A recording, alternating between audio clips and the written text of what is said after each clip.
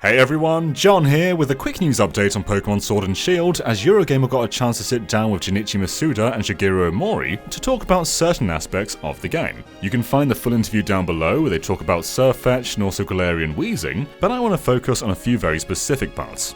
So thing number one, Pokémon Sword and Shield will have no communication with Pokémon Go.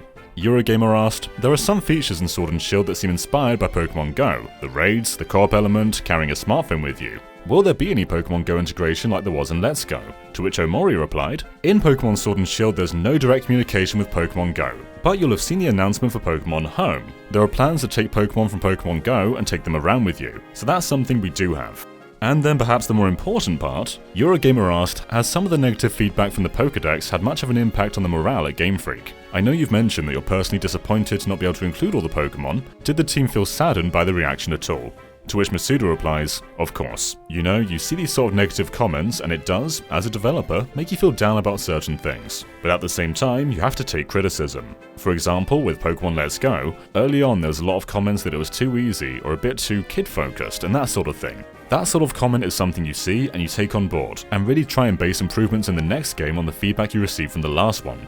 So, with regards to the Pokédex issue you mentioned, that was something that was a really hard decision internally. There were a lot of discussions about what direction we should take this in, and ultimately we felt that, for the overall game, focusing on creating the richest experience we could within that game, leaving the Pokédex as we did, was the best solution overall.